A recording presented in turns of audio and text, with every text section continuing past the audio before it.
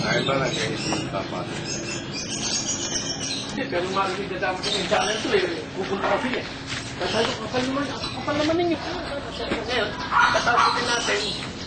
Sabi na sa kanila lang, sabi na sa isang pa naman. Oo. Basta Makati. At sila. Si Peng. Ibigay niyo yung ex-vice mayor ng Mandaluyong. Yung dating vice. Jesse Cruz, ah. Oo. Eh, i-involve natin yun. Gawa ng yun ngayon sa Secretary General. Okay. Okay, dahil balak na ito sa 2 days or 3 days from now. Oo. Nag-contact na kami. Nagkabutat na kayo.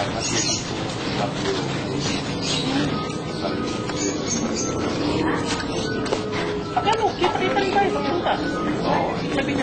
Sabi ko sa inyo, ay, tawagan ko nga yan. Ang broadcast siya sa DWI.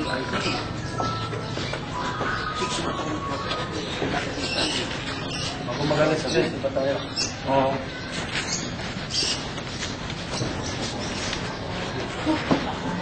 Aram ba mo kayo paano mo? Ito lang tanghali.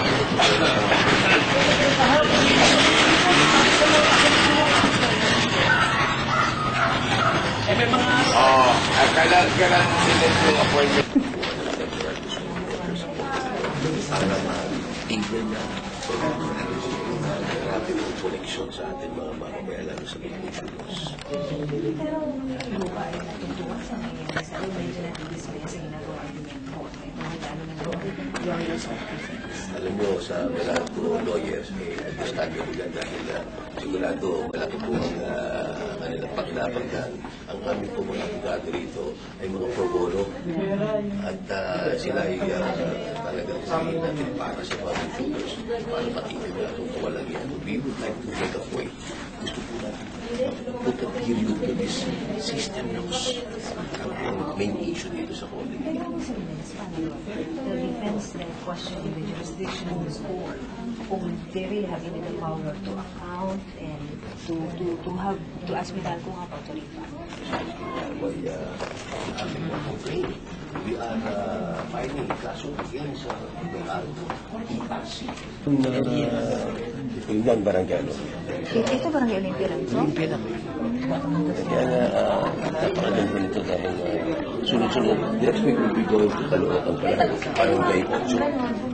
And then, ito yung estimate amount na estimate ko naman ito yung sa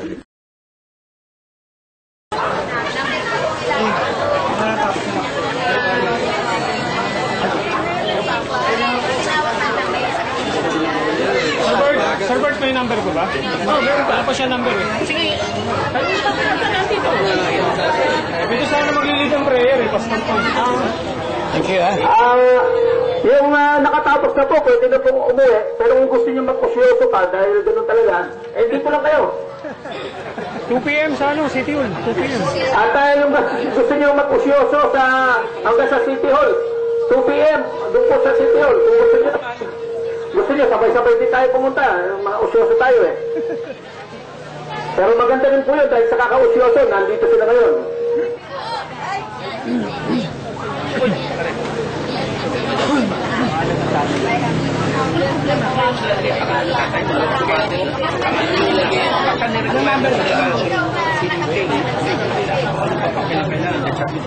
Magutak pa yung ano. Dito natin. Dito ka ba? Ayan. Number 20 na raw, 21 hanggang 35. Maganda na.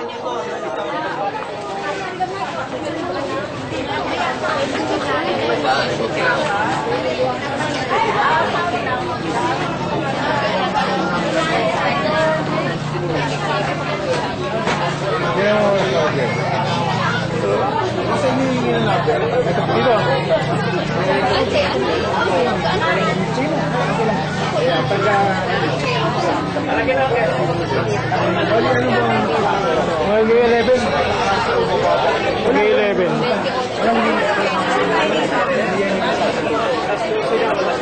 Kahit walang ID yan, kahit wala silang dalang ID, okay lang ito sasabihin ng keto.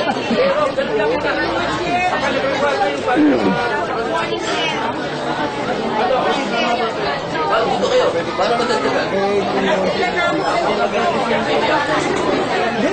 Hindi, katanghali lang tayo. Sabihin mo,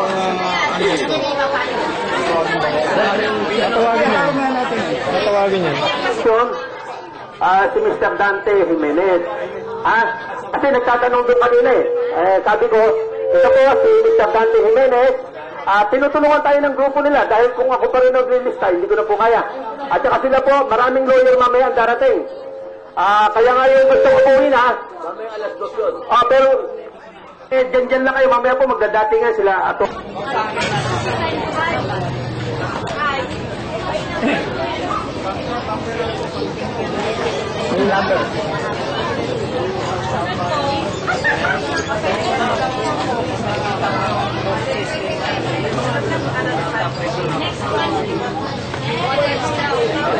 Saan po taas yung mga resibo para makuha po tayo.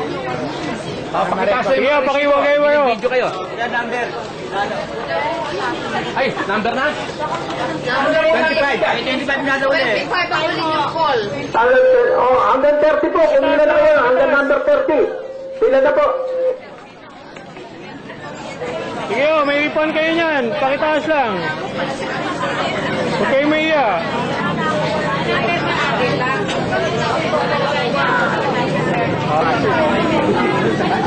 Sige lang.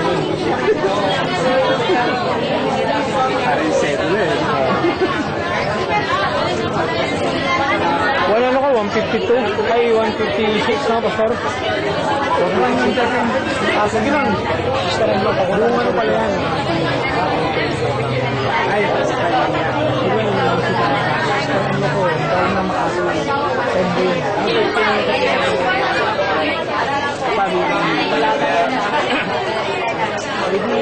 Ang kailangan lang po, isang resibo lang. No, kahit po nawala yung mga dati na basta may resibo, kahit bago, kahit luma, ang importante po dyan yung, account number. Yan po ang tinitingnan dyan dahil natitrace na po yun sa computer ng Meralco. account number. ID number yun, ID number. Pastor, ID number. Oh, yun. Account number.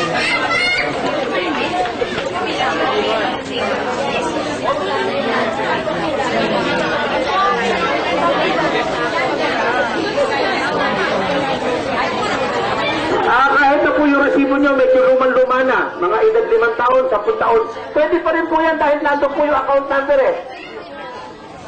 Nay, okay na? Alasin lang, nagtabi tayo. Ano na? 30 to 40, pwede na pong pumila ron, hanggang 40.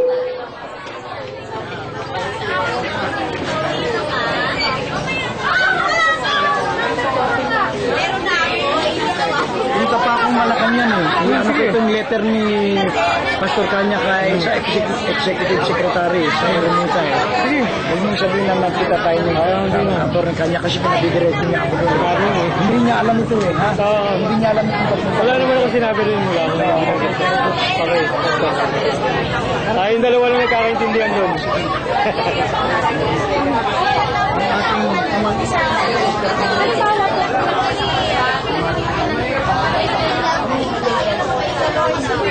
Ano